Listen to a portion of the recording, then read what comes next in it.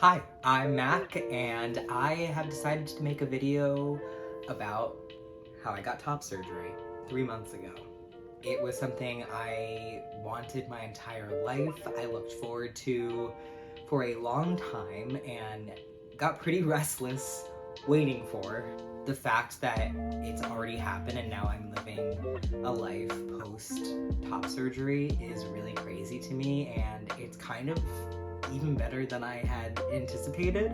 I wanted to make a video just discussing my experience, kind of the leading up to the actual thing, and kind of what it's meant now. So on May 11th, 2021, I got top surgery with Dr. Richard Bartlett, who is in Brookline, Massachusetts.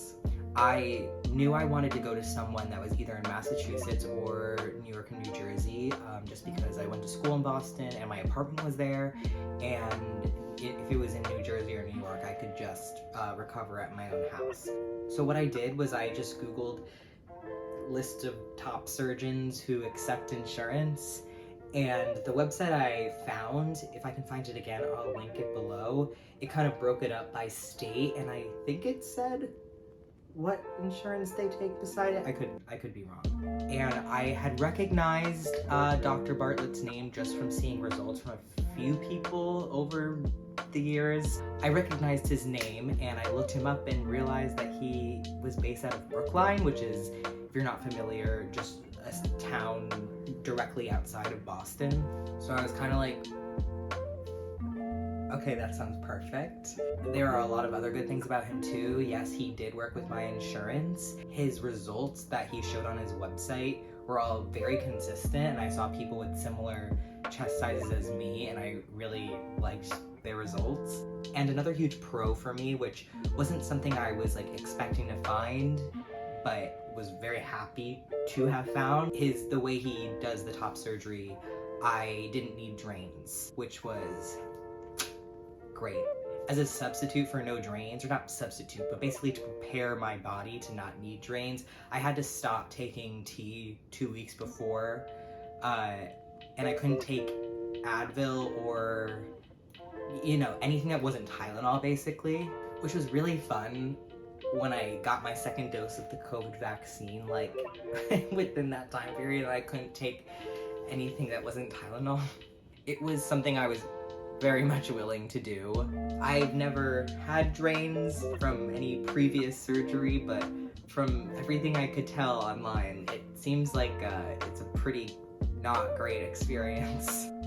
Okay, it's still the day before, but I just got out of the shower and I am about to put my binder on for the last time.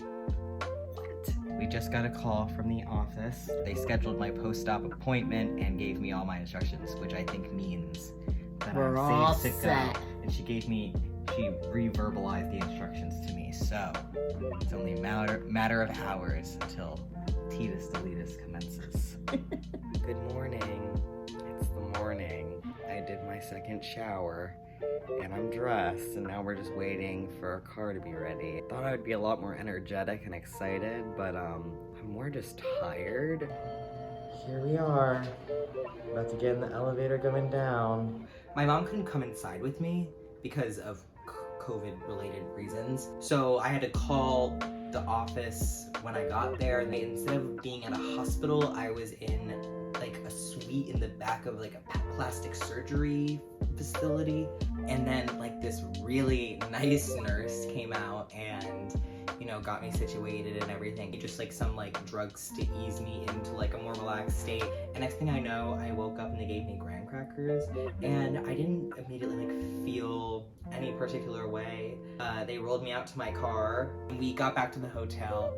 And the reason why we're in the hotel in the first place instead of just being at my apartment was because I live in a 4th floor walk-up, with no elevator. And climbing those stairs after having surgery and being still completely drugged up, that did not seem like it was going to be a good idea.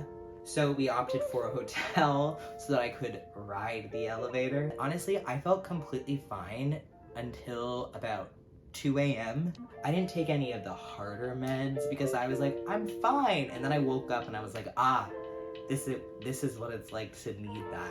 So I took that and it was fine, but that was when it really started to sink in that I was slashed.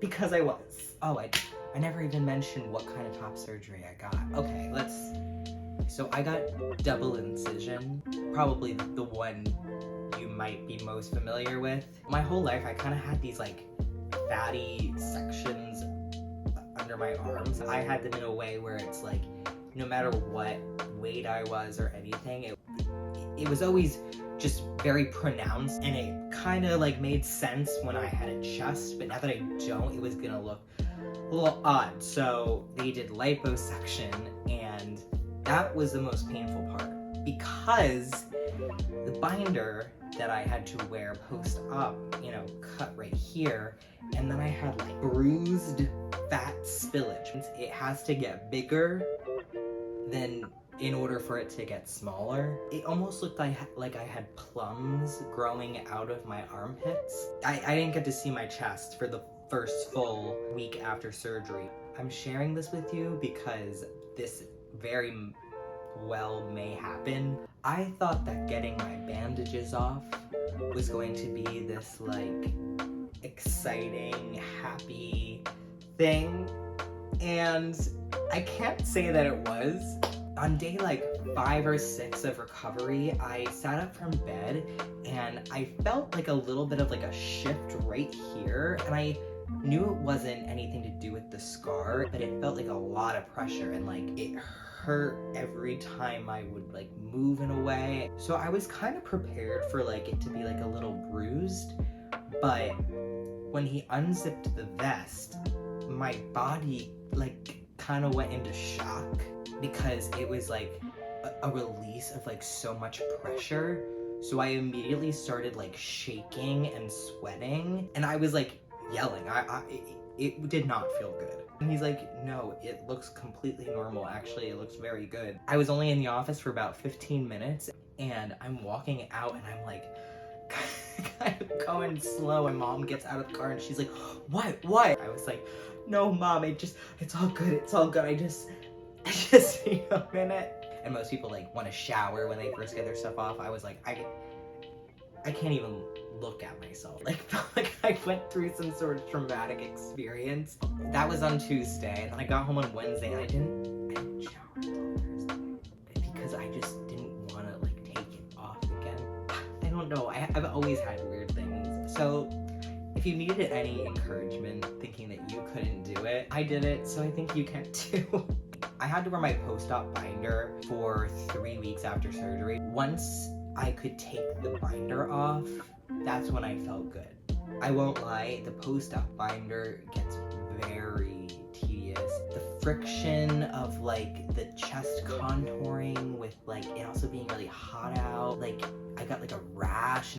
God, it's really not that. This is not a glamorous procedure. But finally, the day came where I sent photos to the doctor, which was our way of having like a virtual 3-week checkup. And it was a little funny when I took everything off because I still had giant armpits, but they've since gone down. And then I could technically start like going on walks and stuff 2 weeks after surgery, but I'd be lying if I said I did much of that.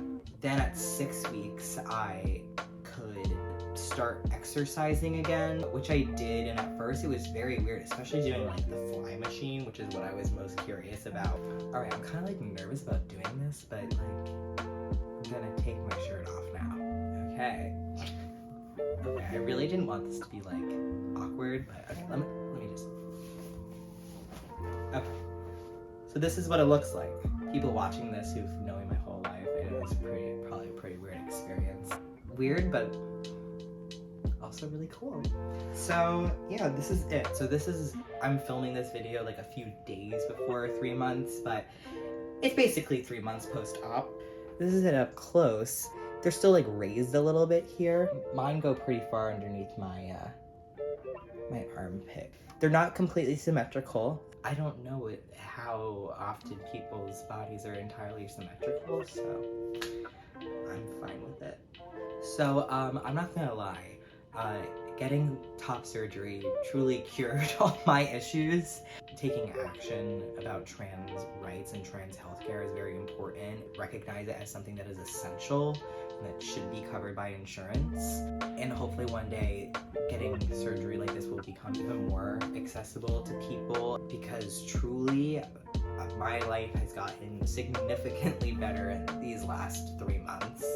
Before I got surgery, it was just this like cloud of like gloom that was like always over me, and it was always making me think about it. And the first thing I thought when I woke up in the morning was, how am I gonna hide it today? And then I'd go to bed being upset that I wasn't gonna wake up the next day and then be gone. So it's something that I've wanted my entire life, and it was so surreal when it finally happened. And I don't think it sunk in that it had really happened until I was working my summer job that I just finished up. It was just something I didn't have to worry about, and I just felt like interacting with people, I just feel more comfortable. Because there's a lot more things I could say about the experience, like more so what the process was like with everything going through insurance, because like it's a process and you have to be pretty committed to it. Like it took up a lot of brain power, let's say. So there's a lot more things I could probably talk about, but yeah, I'd say it's healing pretty well for 3 months. considering that I was sliced open 3 months ago, I feel pretty good. Alright, I'm good. Thank you literally so much for watching this. I get in my head that something like this is like a little self-indulgent, but if you know me and you were curious about what happened, that's one of the reasons why I made the video. I know I watched like a lot of these videos before I got surgery, so that's another reason why I'm making this, to just add to the arsenal, so that some kid who's like sad one night, I know I was a lot of nights, can, scrolling through, can play it and look forward to it. Because I know it feels like it is like the longest journey ever, but then you get there and it's amazing. Okay, thank you so much for watching. Bye.